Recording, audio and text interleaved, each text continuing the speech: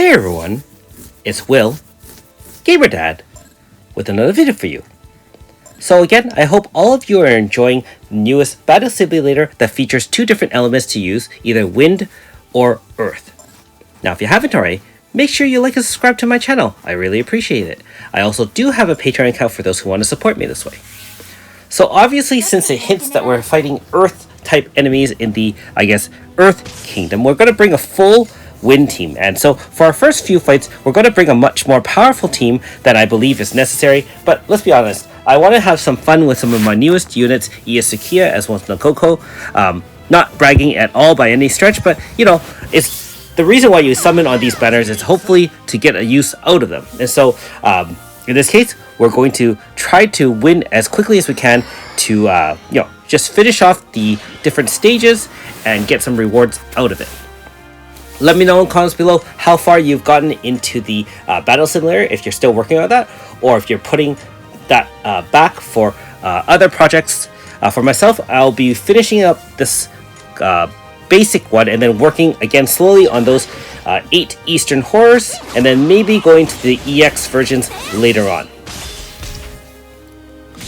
So again, we are trying to apply as much pain as we can, being that this particular setup does require a lot of pain, and keep in mind that pain status, unless it's guaranteed through things like Iyasukiya's start of the fight, you are relying a little bit on RNG. So again, if you want a little bit more repeatable damage, you can use Elemental Grasta. However, the benefits of pain, that the damage multiplies instead of is additive, is worth the risk, especially if you do have a lot of pain Grasta that has only been enhanced with dormant ore. The ones that can occasionally apply pain, I would recommend at least out of your front line, at least half of them have just the ones that apply pain occasionally, and of course your 1 or 2 DPS will be the ones that have the modified ones with things like enemy numbers, which is the last stand, or things like the bullseye, which is those specialized snipe ore, these kind of things. And so I will be showing my Grasta setup after the first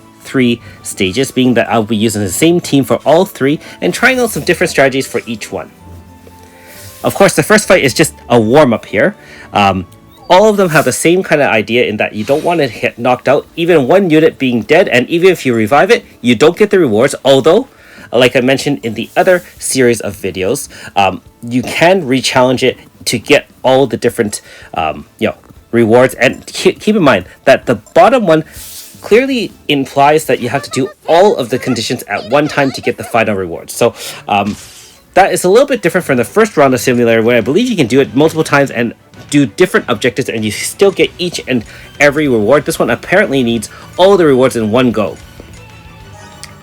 Anyway, same thing. Iyasukiya applies preemptive guaranteed pain for the first round, and instead of using Iyasukiya, let's have some fun with my waifu Aes Suzette.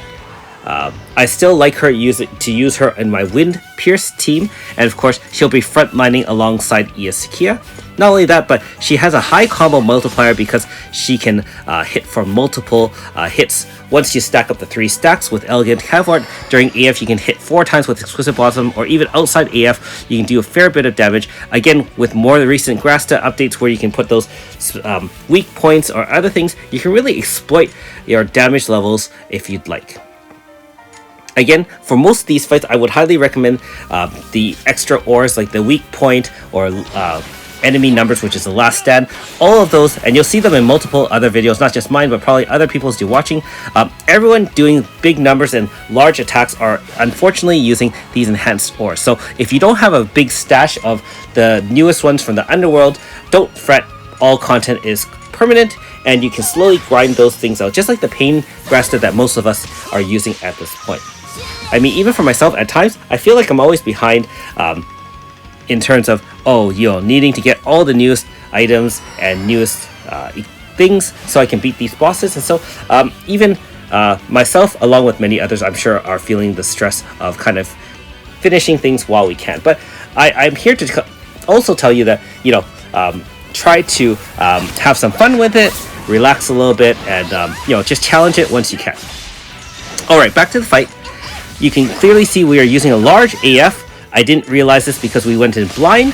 However, There is an HP stopper for the Psychic Eagle, and just apply all the debuffs that you have with all your win teams. Buff if you need to, debuff the enemy if you need to, because right out AF, I'm sure you can end the fight with one hit with one of your more powerful units.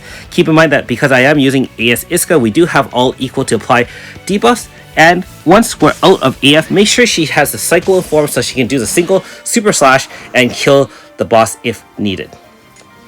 It also depends on the speed of your units. You want your most powerful DPS to come last after your support, but in this case 24 million was more than enough to end the other half of the HP stopper. So very, very nice.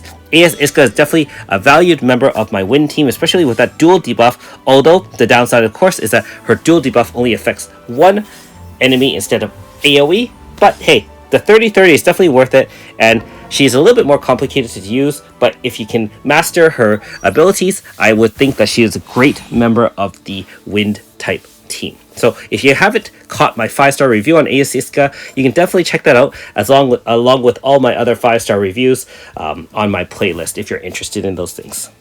Alright, back to stage 3 of the normal. Again, these are relatively straightforward. I would imagine that most of you, if you have played the game for some time, should have enough units to handle this. This stage was a little bit interesting in that you need at least one katana, one bow I believe, and one staff. And so we didn't have a staff user, being that I don't have AS Vena in any form. So we're going to have to put in Meryl, and note that she's only there to carry the staff weapon as well as being fast enough to switch in for Wind Zone. So again, it really matters how you kind of tier your speed such that you want your fastest units to establish zone before any attacks occur so that you can get each and every hit to power your AF bar. Okay, back to the battle. Iesukia, of course, applies preemptive guaranteed pain, and we're using Nakoko here as support, obviously to give ourselves guaranteed crit for 4 hits, and being that she is very versatile, she can change and benefit every single elemental zone. So in this case, she is wind, although she primarily is earth as a default. And all equal just like that, even just with the debuffing part, was enough to end the first boss.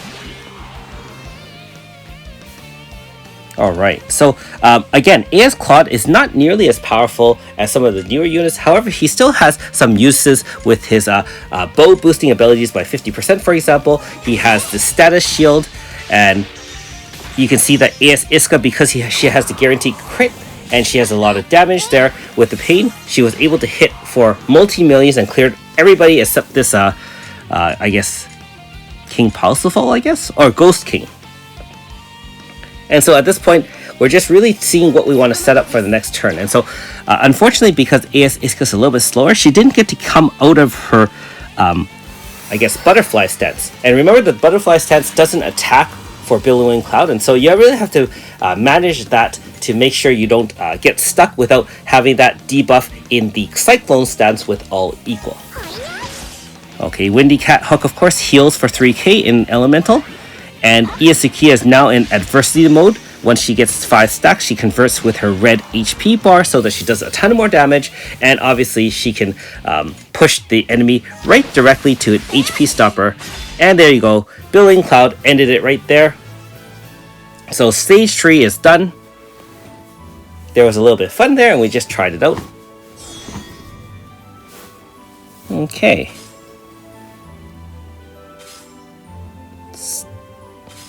And this one, you do need to speed through and win it within 10 turns. So if your DPS is a little bit short, make sure you slap some of those extra ore on, or really bring some top level AoE DPS, because there are multiple enemies on these fights.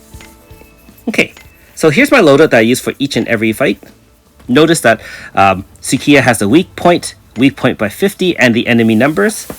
Against bosses, obviously the enemy numbers one is not nearly as necessary, but however, for the earlier stages, that really helps the 30% damage since we're fighting multiple enemies anyways. Okay, same thing, enemy numbers, pain inflicting, and of course her VC Grasta. Mira, like I said, is just to switch out, and so I didn't optimize her Grasta because she wasn't going to be on the battlefront anyways. And finally, AS Claude. Again, I really should have optimized this Grasta, but I was playing around with fights, being that I moved Grasta around to do different horror fights, and so I would say that I didn't nearly optimize things as much as I should have. So I do apologize for that, and you'll actually see in the next fight here, I didn't realize it till afterwards, that my Grasta setup for this fourth fight was not nearly as optimized as well. However, I managed to squeeze it through, and so I'm not going to re-record it, although of course we can always re-challenge offline. So if you missed my video on clearing the Earth version of this, I guess the weak to Earth, so the wind version of this, or whatever it's called, then I used this very similar setup, and so we're really relying on Aldo as a 5-star with multiple Grasta slots, being that he's 255, his upgraded abilities at max light because his X-Slash does a ton of damage at max light, and we're just really using everyone else as support to power him up. And of course we have the Fire Zone or Fire Stance Grasta on Rosetta AS in the front line. So instead of having her VCA, we don't need Magic Zone. We don't want to use AS Gario because AS Gario, even though he can establish Fire Zone, does not have any healing components. So really, you can really have any sort of healer that can also carry that Grasta. I imagine you could use someone like Mariel if you really need to. She'd be fast, so that'd be fine. However, the advantages of also using AS Rosetta is that she can use Desiree, and Desiree, for those who don't know, can apply type resistance down 25%, stackable to 3 times if you hit them 3 times. And so against some of these fights, having her act first, because her speed is higher than everyone else's in general, she can hit the Desiree first, and then obviously apply that extra 25% debuff. And in this case, obviously there is a little bit RNG with speed. Once Binary Drive pumps up to 3 stacks with Elga, she outspeeds everyone on the team. So that's not really an issue because she is using an Earth attack instead of Fire attack. And if you're wondering why I brought Elga instead of, say, another DPS, keep in mind that Fire Zone actually decreases wind type attacks by 50%. And so I initially tried using this with Shannon. However, the Fire Zone just reduced her damage so much that it actually exceeded the 15 turn maximum. So I really wanted to use non-elemental slash here. We can stack, again, the final boss here, 3 stacks of Binary Drive to get the 3 slash resistance down 50%. And of course, she applies pain anyways, and so we don't even need Absorb Blood.